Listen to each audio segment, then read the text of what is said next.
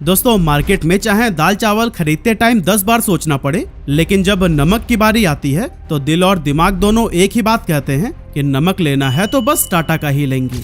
जी हाँ, वही टाटा सॉल्ट जिसे हम गर्व से कहते हैं देश का नमक। लेकिन इनकी जर्नी इतनी आसान नहीं थी। एक तरफ गांधी जी का दांडी मार्च, दूसरी तरफ ब्रिटिशर्स का सॉल्ट टैक्स, और फिर आजादी के बाद की गरीबी में आयोडीन की कमी से ढेर सारी मौतें। इन्हीं सभी प्रॉब्लम्स को देखकर टाटा ने ठान लिया कि हम बनाएंगे देश के लिए सबसे शुद्ध नमक। और फिर कुछ ऐसे शुरू हुआ एक ऐसा सफर जिसमें थी साइंस, स्ट्रगल और देश का भरोसा जीतने की जिद।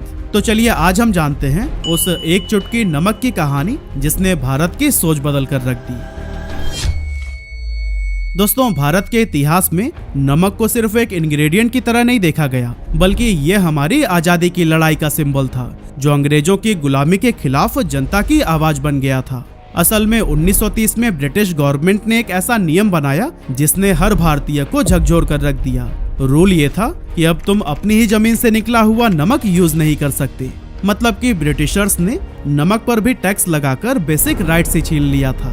बस फिर क्या था, महात्मा गांधी ने इस जुल्म के खिलाफ एक बोल्ड स्टेप लिया कि अब हम अपना नमक खुद बनाएंगे और ये सॉल्ट लॉ को कभी नहीं मानेंगे।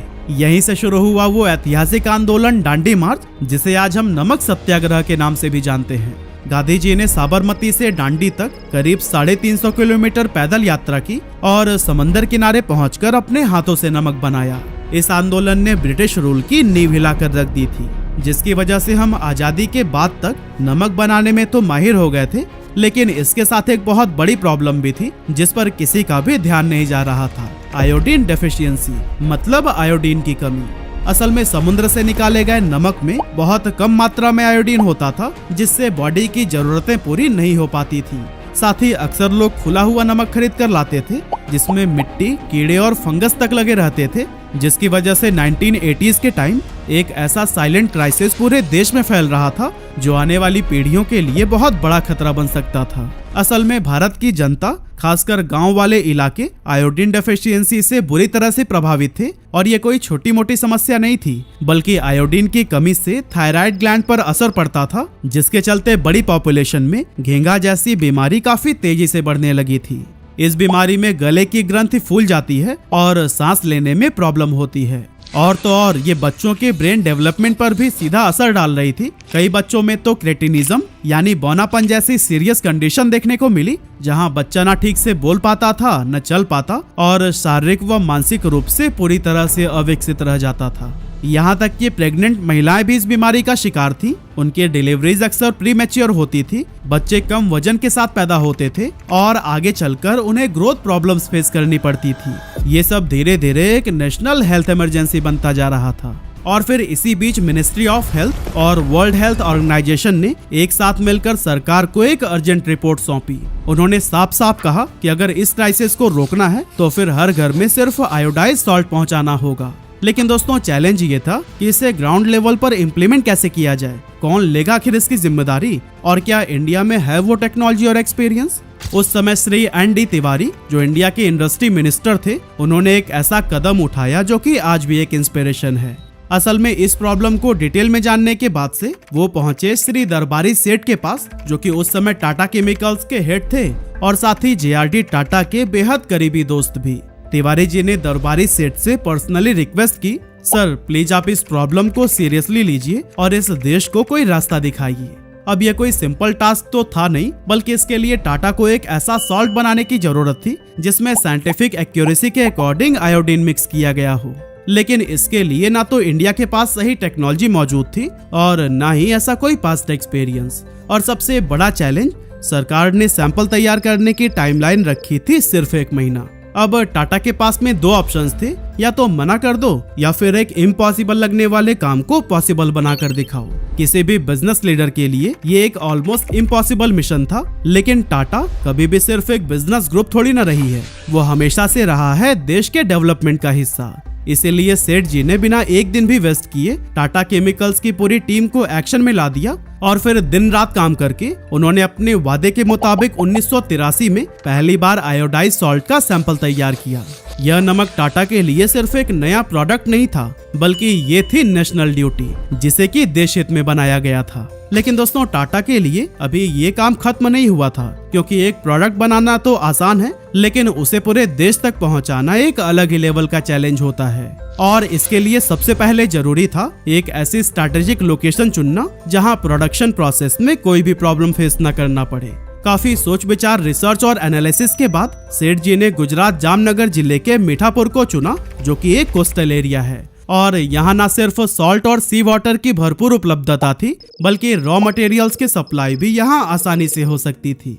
लेकिन बात सिर्फ लोकेशन तक ही खत्म नहीं होती, बल्कि टाटा नमक बनाने के ट्रेडिशनल मेथड को छोड़कर देश में एक एडवांस टेक्नोलॉजी लाना चाहता था। और फिर इसके लिए टाटा ने इंडिया में पहली बार लाया fully automated vacuum evaporation technology. इस टेक्नोलॉजी की सबसे बड़ी खूबी ये थी कि इससे बनने वाला नमक न सिर्फ ज्यादा रिफाइंड होता था, बल्कि उसकी प्योरिटी भी कमाल की होती थी। और क्योंकि पूरा प्रोसेस फुल्ली ऑटोमेटेड था, इसीलिए हर बैच में हाइजीन को लेकर भी कोई खतरा नहीं था। ऊपर से टाटा ने इंश्योर किया कि आयोडीन की सही मात्रा हर क्रिस्टल में बराबर मिले, ताकि टेस्ट भी बना रहे और हेल्थ बेनिफिट्स में भी ये नमक पूरी तरह से इफेक्टिव साबित हो। यानी पहली बार भारत को एक ऐसा नमक मिलने वाला था जो इंटरनेशनल स्टैंडर्ड्स पर भी पूरी तरह से खरा उतरता।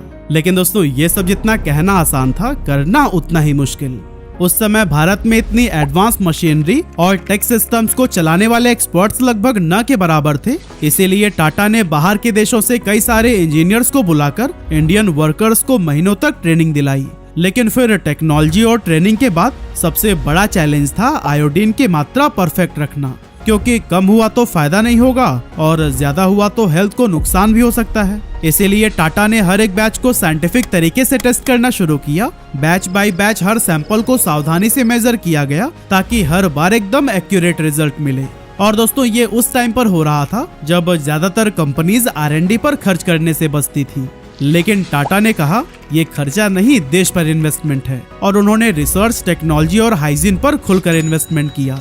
इन सब कोशिशों और इनोवेशंस के बाद टाटा ने भारत का सबसे पहला आयोडाइज्ड और हाइजेनिक सॉल्ट लॉन्च किया, जिसका नाम रखा गया टाटा सॉल्ट। अब दोस्तों, टाटा सॉल्ट तो बन गया था प्योर साइंटिफिक और इंटरनेशनल स्टैंडर्ड्स वाला, लेकिन असली चैलेंज तो अब शुरू होने वाला था कि आखिर कैसे पहुंचाया जाए ये नमक देश के हर कोने तक। असल में 1980s और 90s के दौरान भारत में ट्रांसपोर्टेशन किसी जंग से कम नहीं थी। टूटी फूटी सड़कें, खराब इंफ्रास्ट्रक्चर और लॉजिस्टिक कंपनीज का कोई भरोसा ही नहीं। लेकिन यहाँ भी टाटा ने हार नहीं मानी और उन्होंने खड़ा किया देश का सबसे बड़ा pan India salt distribution network. एक ऐसा नेटवर्क जो मीठापुर से लेकर नॉर्थ ईस्ट के छोटे से छोटे गाँव तक ये नमक पहुँचा सके। लेकिन दोस्तों, फिर सामने आई एक और भी बड़ी प्रॉब्लम।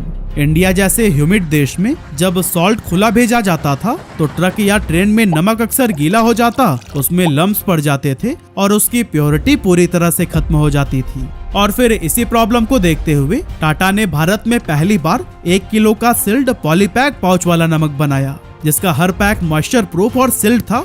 और सबसे जरूरी बात, इस पर आयोडीन लेवल साफ साफ लिखा होता था। लेकिन दोस्तों, आश्चर्य की बात तो ये है कि टाटा ने इतनी मेहनत की, इतना इन्वेस्टमेंट किया, लेकिन फिर भी लोगों ने इस नमक को अपनाने से इनकार कर दिया। और इसके पीछे का रीजन पता है? प्राइस। असल में टाटा ने अपने नमक का प्राइस रखा था 2 रुपए प्रति किलो, लेकिन उस समय लोगों के लिए नमक का मतलब था सिर्फ और सिर्फ स्वाद, ना कोई हेल्थ और ना ही कोई साइंस। लोग कहते थे कि भाई मोहल्ले के नुक्कड़ पे तो 1 रुपए किलो में खुला नमक मिल जाता है, तो फिर टाटा का नमक क्यों लें? लेकिन दोस्तों, टाटा को पता था ये लड़ाई सिर्फ मार्केट शेयर की नहीं है, ये एक नेशनल हेल्थ क्राइसिस है। क्योंकि आयोडीन की कमी एक ऐसी स्लो पॉइजन थी जो कि आने वाली जनरेशंस की जिंदगियां बर्बाद कर सकती थी। इसीलिए उन्होंने लोगों को अवेयर करने के लिए एजुकेट करना शुरू किया। स्कूल में बच्चों को बताया गया कि दिमाग को शार्प रखने के लिए आयोडीन कितना जरूरी है। गांव में हेल्थ कैंप्स लगाए गए जहां नमक फ्री में बांटा गया। साथ ही डॉक्टर्स के साथ भी सेमिनार्स किए गए और आयोडीन से होने वाले हेल्थ बेनिफिट्स को हाईलाइट किया गया। इसके अलावा टाटा ने टीवी एड्स, रेडियो जिंगल्स और प्रिंट कैंपेन्स के थ्रू भी हर जगह एक ही मैसेज दिया कि नमक वही जो देश के लिए अच्छा। साथ ही एक इमोशनल कनेक्शन बनाने के लिए कंपनी ने देश का नमक जैसी नई टैगलाइन भी दी। इस तरह से धीरे धीरे लोगों की सोच बदली और जो नमक पहले सिर्फ स्वाद को बढ़ाने के लिए इस्तेमाल होता था वो 90s आते आते सेहत का सवाल बन गया। और फिर दोस्तों अपनी इन्हीं स्ट्रैटेजीज के दम पर टाटा सॉल्ट ने ब्रांडेड सॉल्ट मार्केट में ऐसा कब्जा जमाया कि 90s के दौर में उसका मार्केट शेयर 80% के भी पार चला गया, यानी कि हर 10 में से 8 लोगों की थाली में टाटा सॉल्ट ही होता था। लेकिन दोस्तों कहानी यहीं पर खत्म नहीं हुई, बल्कि 1991 में जब LPG रिफॉर्म्स हुआ और डॉक्टर मनमोहन सिंह ने लाइसेंस राज का खात्मा कर दिया, उसके बाद इंडियन FMCG सेक्टर में कई सारे नए प्लेयर्स ने एंट्री लेनी शुरू कर दी, जिनमें से एक था टाटा नमक का सबसे बड़ा competitor captain cook. Captain cook नमक को मुंबई बेस्ड DCW लिमिटेड ने लॉन्च किया था, जिसका नाम British explorer captain James cook से इंस्पायर्ड था। अब कैप्टन कुक ने मार्केट में आते ही एक बड़ा दांव खेला। उन्होंने आइकॉनिक डिटेक्टिव शो करमचंद की फेमस कैरेक्टर किट्टी को बना दिया अपना ब्रांड फेस।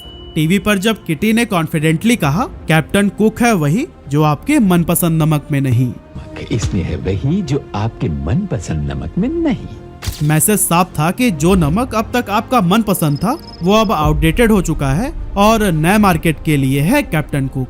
कैप्टन कुक की सबसे बड़ी USP थी उसका फ्री फ्लोइंग फॉर्मूला, मतलब उसमें ना तो लम्स यानी कि गांठें बनती और ना ही वो चिपचिपा होता था। ऐसे में लोगों को लगा कि ये ज्यादा रिफाइंड और मॉडर्न प्रोडक्ट है, इसीलिए लोग टाटा को छोड़कर कैप्टन कुक पर मूव करने लगे। उस दौर में दूरदर्शन भारत की 70% आबादी तक पहुंच रखता था और कैप्टन कुक ने भी इस मौके को हाथ से नहीं जाने दिया। उन्होंने दूरदर्शन पर एग्रेसिव एड कैंपेन चलाया और जैसे ही ZTV लॉन्च हुआ वो वहां भी पहुंच गए।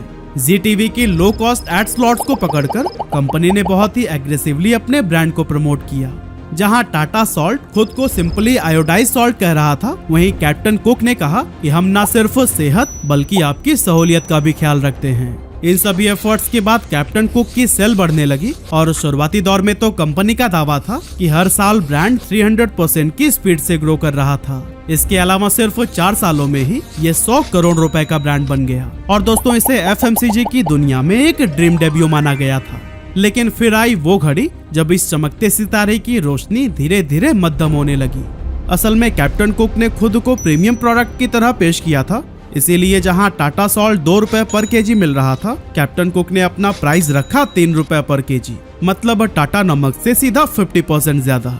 उनका सिंपल सा मैसेज था कि हम महंगे हैं क्योंकि हम बेटर हैं। लेकिन दोस्तों सच्चाई तो कुछ और ही थी। कैप्टन कुक इतना सॉफ्ट और कम नमकीन था कि लोगों को ज्यादा क्वांटिटी यूज करनी पड़ रही थी, यानी एक तो महंगे दाम में खरीदो, ऊपर से खपत भी ज्यादा। टाटा ने इस गैप को परफेक्टली समझा और 1998 में एक जबरदस्त काउंटर अटैक किया। उन्होंने अपनी नई टैगलाइन रखी साल्टियर सॉल्ट, यानी ज्यादा नमकीन वाला नमक। मतलब कैप्टन कुक की जो कमजोरी थी टाटा ने उसी को ही अपना USP बना लिया। साथ ही टाटा ने कैप्टन कुक की तरह अपने नमक को भी फ्री फ्लोइंग बना दिया, यानी अब टाटा सॉल्ट भी बिना अटके आसानी से गिरने लगा। और इस चीज को उन्होंने अपने एडवर्टीजमेंट्स में बड़े दमदार विजुअल्स के साथ में दिखाया, जैसे कि नमक बह रहा हो। अब दोस्तों सीन साफ था, टेस्ट में टाटा पहले से ही आगे था, अब टेक्सचर में भी वो फ्री फ्लोइंग हो गया और प्राइस तो उनका शुरू से ही लॉजिकल था। तो फिर अब लोग कैप्टन कुक को क्यों ही खरीदते। धीरे धीरे कंज्यूमर्स ने फिर से टाटा की तरफ रुख किया और कैप्टन कुक की मार्केट प्रेजेंस धीमी पड़ने लगी। इसी दौरान हिंदुस्तान यूनिलीवर ने लॉन्च किया अपना खुद का ब्रांड अन्नपूर्णा सॉल्ट। इसने खासकर उत्तर प्रदेश और महाराष्ट्र जैसे राज्यों में धीरे धीरे पकड़ बनानी शुरू कर दी। तो दोस्तों अब नमक वाले मार्केट में हो गया 3 तरफा मुकाबला, Tata versus captain cook versus Annapurna. लेकिन जैसे जैसे टाइम बीतता गया कैप्टन कुक पीछे होता गया और टाटा और अन्नपूर्णा आगे निकलते चले गए। कुछ सालों के बाद HUL ने कैप्टन कुक को एक्वायर कर लिया और उसे सिर्फ नाम मात्र का ही प्रेजेंस में रखा। लेकिन 2012 के बाद से कैप्टन कुक का नाम और एडवर्टीजमेंट्स दोनों ही गायब हो गए। आज अगर आप हिंदुस्तान यूनिलीवर की ऑफिशियल वेबसाइट पर भी जाकर देखेंगे तो आपको कहीं भी कैप्टन कुक का नाम ही नहीं मिलेगा, जैसे कि वो ब्रांड कभी था ही नहीं।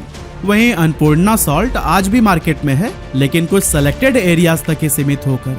साल 2000 के आसपास कई दूसरे ब्रांड्स जैसे डांडी और आशीर्वाद भी मार्केट में एंट्री ले चुके थे, लेकिन कोई भी टाटा सॉल्ट को पीछे नहीं छोड़ सका। पर हाँ, HUL ने अन्नपूर्णा को पुश करने के लिए एक स्मार्ट प्रमोशनल कॉम्बो भी निकाला, जैसे कि 1 kg अन्नपूर्णा सॉल्ट के साथ में क्लिनिक ऑल क्लियर शैम्पू के 2 सैशे मुफ्त में मिलते थे, ताकि बायर्स को लगे कि एक प्रोडक्ट के प्राइस में डबल फायदा हो रहा है। लेकिन इसके जवाब में टाटा सॉल्ट ने ना प्रोडक्ट का प्राइस कम किया और ना ही किसी तरह का ऑफर रखा, बल्कि उसने भी एक इमोशनल एड निकालकर लोगों को बताना शुरू किया कि हर नमक टाटा जैसा नहीं होता। नमक का हर नारंगी पैक टाटा नमक नहीं होता। ऐसे में जिस नमक को अपनाने के लिए शुरुआत में लोगों ने ही इनकार कर दिया था, आज उसी को इंडिया के 22 करोड़ घरों में 90 करोड़ से भी ज्यादा लोग इस्तेमाल कर रहे हैं। हर साल टाटा सॉल्ट 4 लाख से 6 लाख टन नमक प्रोड्यूस करता है, जो दुनिया के 100 से भी ज्यादा देशों में एक्सपोर्ट किया जाता है। वहीं अगर हम टाटा नमक के प्रोडक्ट पोर्टफोलियो की बात करें तो कंपनी ने हर टेस्ट और हर हेल्थ नीड्स को ध्यान में रखते हुए अपनी प्रोडक्ट लाइनअप को सोच समझकर एक्सपेंड किया है। जैसे कि ब्लड प्रेशर को मैनेज करने के लिए लो सोडियम वाला Tata salt light, rich minerals Himalayan pink salt के लिए Tata rock salt, digestive benefits के लिए टाटा ब्लैक सॉल्ट, और जिनमें आयरन की कमी हो या एनीमिया का खतरा रहता हो उनके लिए टाटा सॉल्ट प्लस। मतलब कि हर किचन, हर डाइट और हर बजट के लिए टाटा सॉल्ट के पास एक परफेक्ट वेरिएंट मौजूद है। यही वजह है कि मार्केट में चाहे कितने भी कॉम्पिटिटर क्यों ना आ जाएं और वो अपने नमक को कितना भी प्रमोट कर लें, लेकिन फिर भी टाटा नमक इंडिया का नंबर 1 सॉल्ट ब्रांड बना हुआ है, क्योंकि ये सिर्फ प्रोडक्ट नहीं बल्कि भरोसे की लेगेसी बन चुका है। वैसे आपके घर में किस ब्रांड के नमक का इस्तेमाल होता है, हमें कमेंट करके जरूर बताइएगा।